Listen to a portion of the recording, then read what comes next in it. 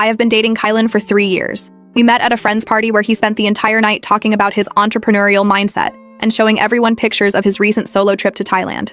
I thought his confidence was attractive, and we clicked right away. For the first year, things were amazing. He was attentive, romantic, and seemed genuinely invested in our relationship. He'd write me these beautiful poems about how I'd changed his perspective on love. He took me to all these fantastic restaurants and planned thoughtful dates, but there were red flags I completely missed. The biggest one? His social media. Specifically, his Instagram. Kylan's Instagram account has over 15K followers.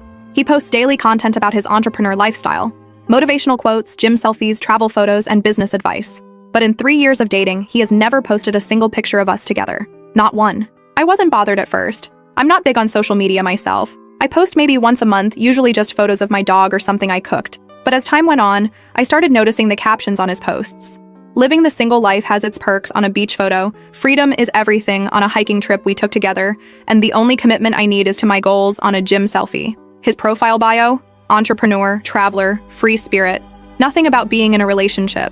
6 months ago, I finally brought it up while we were having dinner at his apartment. I asked why he never acknowledged our relationship online. His response?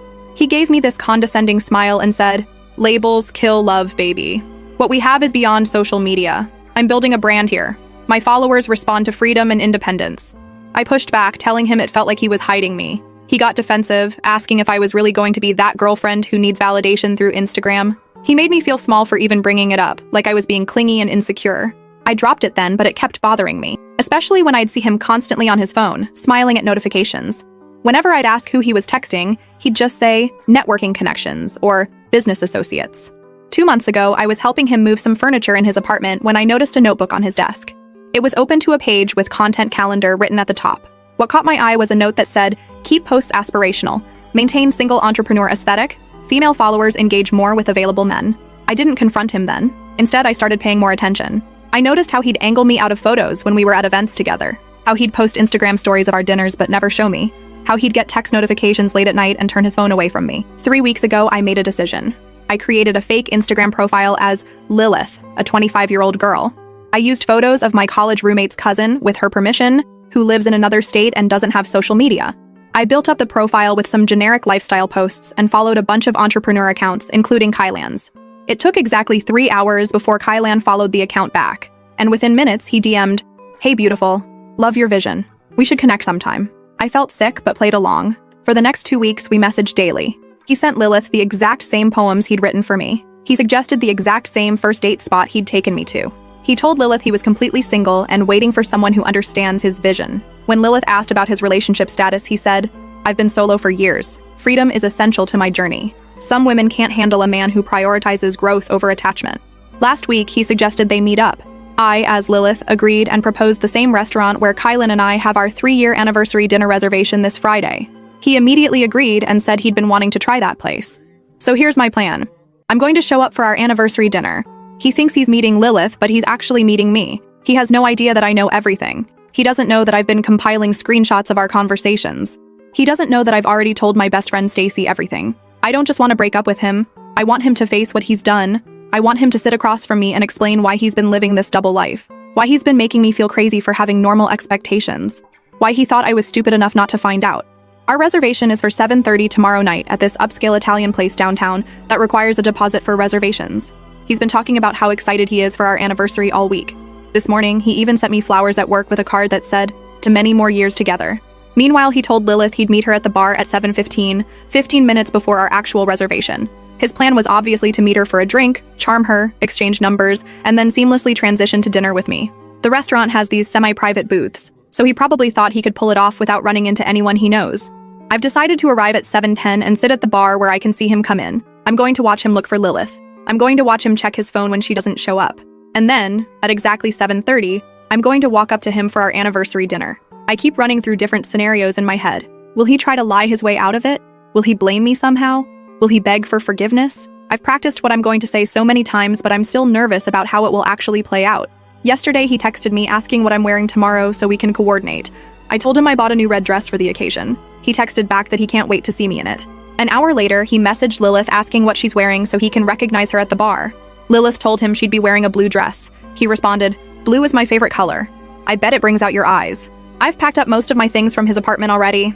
While he was at a networking event last weekend, I gradually moved my important stuff back to my place.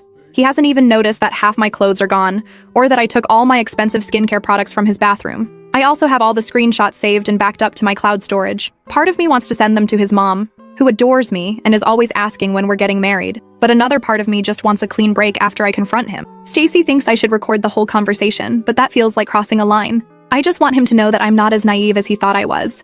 I don't know what happens after tomorrow night. I've been with him for 3 years. We've talked about marriage, kids, buying a house together. I'll update after the confrontation tomorrow. Wish me luck. Edit. I'm sitting in my car in the restaurant parking lot right now. I can see his car already here. He's early, which he never is for our dates. He's here early for Lilith. I'm shaking with anger, but also weirdly calm. The next time I update, it'll be over.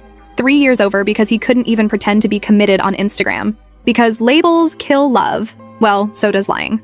First update. First, thank you all for the supportive comments on my last post. I honestly wasn't expecting thousands of people to care about my relationship drama. But here we are. Several of you asked for an update, so here's what happened at the restaurant last night. I arrived at 7:05, 5 minutes earlier than planned. I parked a few spots away from Kylan's car and took a moment to check my makeup in the mirror. I'd chosen my outfit carefully. The red dress I told him about, paired with the diamond earrings he gave me for Christmas last year. I wanted to look exactly like myself, not someone trying to catch a cheater. Walking into the restaurant, I spotted Kylan immediately. He was sitting at the bar, looking anxiously at the door every time it opened. He was wearing a new blue button-down shirt, matching what Lilith said she'd be wearing, not coordinating with my red dress like we'd discussed. First betrayal of the evening. I stood in the entryway where he couldn't see me. The hostess approached asking if I had a reservation. I explained I was surprising someone and pointed to Kylan. She smiled and let me wait there, probably thinking I was planning something romantic. If only. For 15 minutes, I watched him. He checked his phone constantly, typed messages, to Lilith obviously, fixed his hair in the mirror behind the bar, and ordered a whiskey neat, his impressive drink for first dates, not the wine he usually has with me. At exactly 7:30, when our actual reservation time arrived, I walked up behind him. He was so focused on the door waiting for Lilith, he didn't notice me until I placed my hand on his shoulder. When he turned and saw me, his expression cycled through confusion, shock, and then forced happiness so quickly it was almost comical. "Milana!" he exclaimed, standing up awkwardly. "You look amazing, but you're early for our reservation." I smiled and told him no, I'm exactly on time for 7:30. He's the one who's early. Then I asked who he was waiting for. The panic in his eyes was immediate. He claimed he just wanted to have a drink before dinner, that's all. The hostess interrupted, saying our table was ready. As we followed her, Kylan kept checking over his shoulder toward the entrance. I asked if he was looking for someone. He denied it, saying he thought he saw a business contact. Once seated, I maintained the charade for about 10 minutes, making small talk about my day while he grew increasingly distracted, checking his phone under the table. Finally, I'd had enough. I reached across the table, took his phone from his hands, and asked if he was looking for Lilith. The color drained from his face. He asked how I knew that name. Instead of answering, I took out my own phone, opened Instagram, and switched to the Lilith account right in front of him. His eyes widened as he finally understood. "You catfished me?" was his first response, like I was the one who did something wrong. The audacity of this man. I explained calmly that I created the profile after noticing his single aesthetic online and his secretive behavior with his phone. I asked why he told Lilith he'd been solo for years when we'd been together for 3. He tried several tactics in rapid succession. First, he claimed it was just marketing for his brand, that appearing single helped him get more followers and business opportunities. When I didn't buy that, he switched to claiming he was testing me because he suspected I was cheating. When I laughed at that absurdity, he pivoted again. Then came the gaslighting. He tried telling me I was overreacting to something harmless. That messaging other women didn't mean anything because he never actually met up with them. That I was insecure and controlling for monitoring his social media presence. I cut him off mid-sentence and placed my phone on the table, screen up, showing our conversation as Lilith. I scrolled through, highlighting key points. Him sending Lilith the exact poems he wrote for me. Him scheduling our anniversary dinner as a first date with another woman. Him explicitly stating he was single. That's when he switched to damage control. His eyes got all sad and his voice dropped to that soft, apologetic tone. He admitted he messed up but insisted it was just online flirting that never went anywhere physical. He claimed he loved me but struggled with commitment and attention-seeking behavior. He actually started crying, saying he needed help, therapy, whatever I wanted. I asked him directly, "How many others have there been?" He hesitated just long enough for me to know the answer wasn't 0, then claimed there had been some flirting but nothing serious and never physical. I didn't believe him for a second. The waiter approached to take our order, clearly sensing the tension. I looked at Kylan and said we wouldn't be staying. Then I stood up and walked out. He followed me to the parking lot, getting increasingly desperate. He begged me not to throw away 3 years over a stupid mistake. He promised to delete Instagram completely. He even said he'd been planning to propose on our upcoming trip next month. A lie, we had no trip planned. I got in my car, rolled down the window, and told him I'd be by tomorrow to get the rest of my things from his apartment. He kept saying we needed to talk more, that I couldn't just end things like this. I drove away with him still standing there in the parking lot. When I got home, I had 37 missed calls and over 50 texts from him. I didn't read them all, but they ranged from apologetic to angry to manipulative. The last one I saw before blocking his number: "You set me up. That's not love. You clearly wanted a way out of this relationship." I thought I'd feel relieved or vindicated after confronting him, but mostly I just felt tired. 3 years with someone who could so easily live a double life. 3 years of believing in a relationship that apparently meant nothing to him the moment an attractive profile sent a DM. Here's where things got even more twisted. At around 2 a.m., I got a notification from Instagram. Kylan had unblocked the Lilith account. Yes, he blocked it right after our confrontation, and sent a long message. He claimed I misunderstood everything, that he knew it was me all along and was playing along to teach me a lesson about trust, that my little test proved I never trusted him, and now he couldn't trust me either. I didn't respond, but I took screenshots of everything. This morning I texted his roommate Shane, who I've always gotten along with, asking when would be a good time to come get my remaining stuff. Shane called me immediately, confused. Apparently Kylan told him we had a small fight but were working things out. He had no idea we broke up. Shane was shocked when I explained what happened and told me to come over at noon when Kylan would be at his weekly pickup basketball game. When I arrived, Shane helped me load my things into my car. While packing, he mentioned something that made my stomach drop. Kylan has been bringing women to their apartment when I'm out of town for work. Shane assumed they were just friends because, well, Kylan was in a relationship with me. He never suspected anything until now. Shane also revealed something else. Kylan had been planning a Vegas trip with some business contacts next weekend, a trip he never mentioned to me. Shane saw the hotel confirmation on their shared printer. 1 room, 2 guests. When Shane asked about it, Kylan said it was a last-minute networking opportunity. I finished gathering my things, thanked Shane, and left. As I was pulling out of the parking lot, Kylan's car turned in. He saw me and blocked the exit with his car, jumping out and demanding to know what I was doing at his place. I rolled down my window and simply told him I got my stuff, and Shane knows everything. Kylan's face changed. He started saying Shane was lying, that he's always been jealous of our relationship, that I can't trust anything he says. I told him to move his car or I'd call building security. He eventually moved, but followed me for several blocks, calling repeatedly from different numbers when he realized I'd blocked his. When I got home, I found he'd reached out to Stacy on Instagram, spinning some story about me having mental health issues and misunderstanding our relationship status. Stacy shut him down immediately, but it shows how far he'll go to control the narrative. The wildest part? He's already changed his Instagram bio to "Healing from Betrayal. Trust is everything," and posted a cryptic black and white photo with the caption, "When someone shows you who they really are, believe them." Like he's the victim here. I wasn't going to tell his mom what happened, but she called me this afternoon asking why Kylan was posting such strange things online. I told her we broke up but kept the details vague. She pressed for more information, saying Kylan told her I'd gone crazy and created fake profiles to test him. I finally explained the whole situation. She apologized to me and said she'd be having a serious conversation with her son. Shane texted me an hour ago saying Kylan is telling everyone who will listen that I'm unstable and obsessive, that I manufactured this whole scenario because I was afraid he was going to break up with me. He's even shown people our text conversations that he's edited to remove context and make me look irrational. I'm not worried about people believing him. Anyone who knows me knows that's not who I am, but I am concerned about what other manipulation tactics he might try. I'm staying with Stacy for a few days just to be safe. I'll update again if anything significant happens. Oh, and for everyone asking if I sent the screenshots to his followers or posted them publicly, no, I haven't.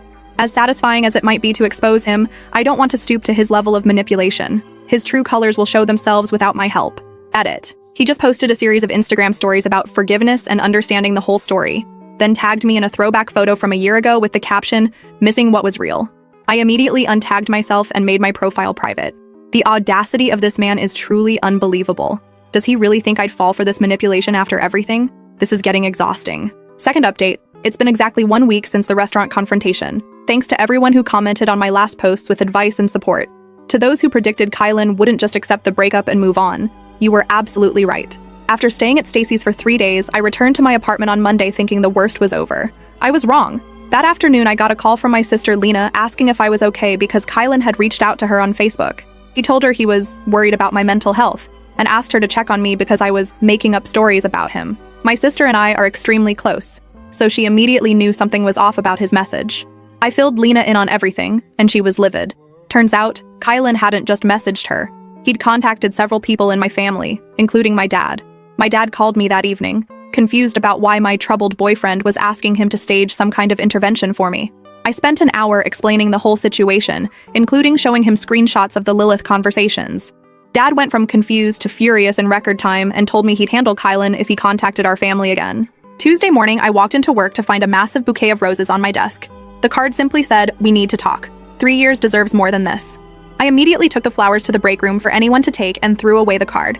My coworker Giovanna saw me and asked what was going on.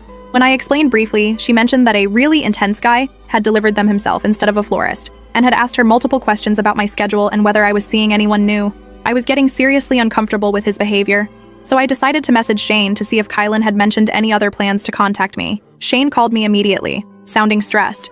He told me Kylan had been acting erratic, staying up all night, obsessively checking social media, and ranting about how I'd ruined his brand and damaged his reputation. Shane also revealed that Kylan had canceled his mysterious Vegas trip and had been inviting different women over each night since our breakup. Also, Shane overheard Kylan on the phone telling someone he was going to fix things with Milana, one way or another. Shane was worried enough about Kylan's state of mind that he wanted to warn me. He also mentioned he was looking for a new apartment because the situation was getting too weird. Wednesday afternoon, I was leaving work when I spotted Kylan sitting in his car in the parking lot. I immediately turned around and went back inside, asking a male coworker to walk me to my car later. When we eventually went out, Kylan's car was gone, but there was a handwritten letter tucked under my windshield wiper. I didn't even read it, just threw it away. I'm not giving him the satisfaction of knowing his tactics are working. By Thursday, I was seriously considering a restraining order, but I wasn't sure if what he'd done so far would qualify. I called a local legal aid office, and they said that while his behavior was concerning, I needed more documentation of explicit threats or repeated unwanted contact after clearly telling him to stop. I started keeping a detailed log of every interaction and saving every message. That evening, I got a call from a number I didn't recognize. I answered. It was Kylan's mother. She was calling to apologize for her son's behavior and to let me know she was trying to get him to seek therapy. She sounded genuinely concerned and embarrassed. She also warned me that Kylan had always had trouble accepting rejection and might continue trying to contact me. I thanked her for the call but kept it brief. While I appreciated her reaching out, I wasn't interested in getting pulled back into Kylan's drama through his family. Friday night was when things really escalated. I was having dinner at a restaurant with Stacy when Kylan walked in with a woman. They were seated at a table across the room, clearly visible from where we sat. This was no coincidence. Stacy had posted a photo of our appetizer on her Instagram story an hour earlier, tagging the restaurant location. Kylan had clearly seen it and decided to show up. The entire time, he kept making sure I noticed them, laughing too loudly, touching her arm constantly, glancing over to check if I was watching. The woman seemed completely unaware she was being used as a prop in his pathetic attempt to make me jealous. I refused to give him the reaction he wanted. Stacy and I continued our dinner, ignoring them completely. After about 30 minutes of getting no response from me, Kylan got up and headed to the restroom, deliberately walking past our table. As he passed, he leaned down and said just loud enough for me to hear, "This could still be us if you'd stop being so dramatic." That was it. I stood up, looked him directly in the eyes, and told him clearly, "Leave me alone. Do not contact me, my friends, or my family again. We are done. If you continue, I'll get a restraining order." Kylan's face turned red, and he hissed that I was making a scene over nothing. I sat back down and he stormed out of the restaurant, leaving his date looking confused at their table. Stacy and I paid our bill and left quickly after that. The poor woman he was with looked mortified. I almost wanted to warn her about what she was getting into. Saturday morning, Kylan's manipulation tactics took a new turn. He posted a long, vague Instagram post about forgiveness and misunderstandings in relationships. Then he shared several old photos of us in his stories with captions like, "Missing the real connection we had," and "Sometimes people lash out when they're hurt." The audacity of this man trying to rewrite our breakup as some mutual misunderstanding. Sunday brought the biggest surprise yet. I was grocery shopping when I literally ran my cart into Kylan's ex-girlfriend, Kellen. I recognized her from photos I'd seen during our relationship. Kellen explained that she'd seen Kylan's recent posts and figured out what was happening. She wanted to warn me that when she broke up with him 2 years ago, right before he met me, he spent months trying to get her back, showing up at her workplace, contacting her friends, even dating her coworker briefly to stay connected to her life. Many of the romantic gestures Kylan had made for me, the poems, the specific date ideas, even certain phrases he used, were recycled directly from his relationship with her. The original poems he wrote for me, and later sent to Lilith, were actually first written for Kellen. I asked why she was telling me all this. She said she wished someone had warned her about his patterns when they broke up, and she wanted to help me avoid the months of harassment she'd endured. She had eventually moved to a new apartment and changed her phone number to get away from him. I left that conversation feeling strangely validated, but also deeply disturbed. Everything about our relationship suddenly seemed fake. Not just his social media presence, but the romantic gestures I'd thought were special and unique to us. Monday morning, yesterday, I woke up to dozens of notifications. Overnight, Kylan had gone on a posting spree, sharing screenshots of text conversations between us. The screenshots were heavily edited and taken completely out of context to make it look like I had been possessive and unstable throughout our relationship. In his captions, he claimed I had created the Lilith profile because of my severe insecurity and trust issues, and that he'd tried to be patient with my emotional problems. He ended the post series with, "I'm sharing this not to hurt Milana, but because I'm worried about her and hope she gets the help she needs." I wanted to respond with my own receipts. The screenshots of his conversations with Lilith, the messages from his mother, the warnings from his ex, but I knew engaging publicly would only feed into his narrative that I'm obsessed with him. Instead, I called his mother again. I explained what he was posting and how he was trying to damage my reputation. She was mortified and promised to speak with him immediately. 3 hours later, all the posts about me were deleted, and his profile went private. This morning, Shane texted me saying Kylan's mom had shown up at their apartment yesterday and had a major confrontation with him. She apparently threatened to stop helping with money if he continued harassing me or posting about me online. Shane said Kylan was furious but seemed to be taking the threat seriously. For now, things have quieted down. I've strengthened my privacy settings on all accounts and warned my workplace about the situation. I'll update again if anything significant happens. Thanks again for all the support. It's been genuinely helpful to have objective perspectives during this bizarre situation. Edit. Just as I was about to post this, Stacy called. Kylan just announced on Instagram that he's moving to Miami next month for a major business opportunity. I'm skeptical about whether it's true or just another manipulation tactic, but either way, distance would be welcome at this point. I'll keep you all posted. Last update. Hey Reddit. It's been 2 months since my last update, and I've waited to post again because I wanted to be sure things were truly resolved before sharing. So much has happened that I've been struggling with how to organize it all, but here goes. First, Kylan did actually move to Miami, but not for the major business opportunity he claimed. The real story came out gradually and is way more embarrassing for him than I could have imagined. Remember Shane, Kylan's roommate? He reached out about 3 weeks after my last post. He and I met, and he filled in some major gaps in my understanding of what really happened after our confrontation. According to Shane, Kylan's entrepreneur business was barely making any money. His flashy Instagram lifestyle was almost entirely funded by his parents, particularly his mom. After she showed up at their apartment threatening to cut him off financially if he kept harassing me, she also demanded to see his business records and bank statements. Apparently, Kylan had been telling his parents he was running a successful online business, when in reality he had only 2 small clients and was spending most of his time creating content for his personal brand. He'd been using the business expense money they sent to fund his fake lifestyle. The restaurants, the trips, the clothes, all while barely earning enough to cover his portion of the rent. When his mom discovered this, she was done. She told him he had 2 options: move back home to Ohio and work for his dad's work, or move to Miami where his uncle owns a firm and could give him an actual job with accountability. She would help with moving expenses and 3 months of rent in Miami, but after that, he was on his own. The major business opportunity was basically his family's last attempt to get him to grow up and stop playing entrepreneur on Instagram. Shane said Kylan was furious and kept ranting about how no one understood his vision or appreciated his brand building, but ultimately had no choice but to accept the Miami offer.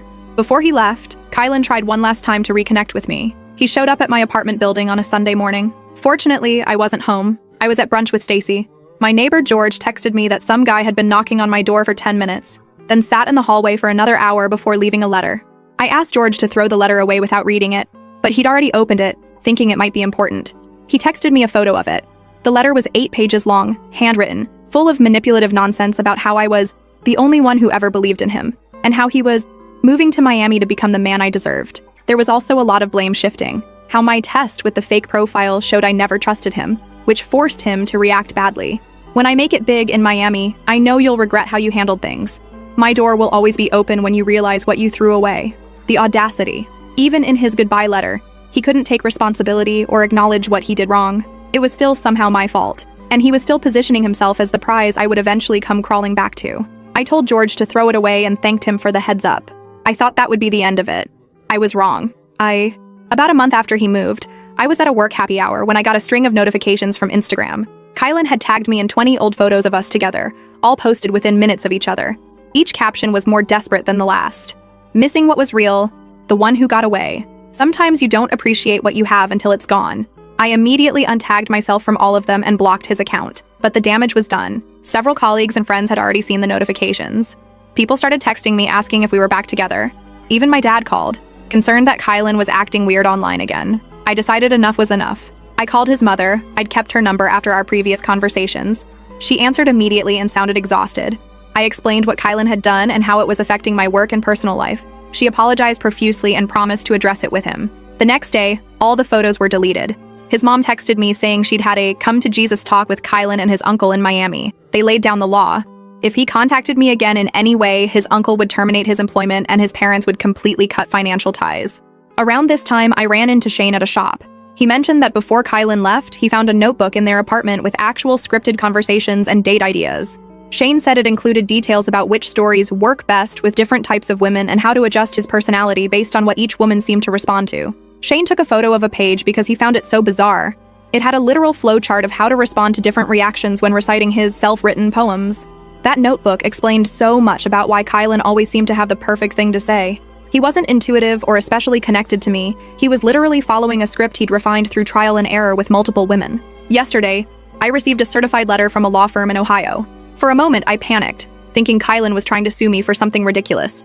Instead, it was a formal letter from his parents' attorney stating that Kylan has agreed to cease all contact with me, directly or indirectly. The letter included a signed statement from Kylan acknowledging that any further contact would result in legal consequences. I'm not naive enough to think a piece of paper will magically change who Kylan is, but it shows his parents are serious about preventing further harassment. It also gives me legal recourse if he ever tries to contact me again. To everyone who supported me, thank you. Edit. I was organizing my closet yesterday and found a small box of Kylan's things I'd forgotten about. Just some toiletries and a couple of t-shirts he'd left at my place. I threw them in the donation bin without a second thought.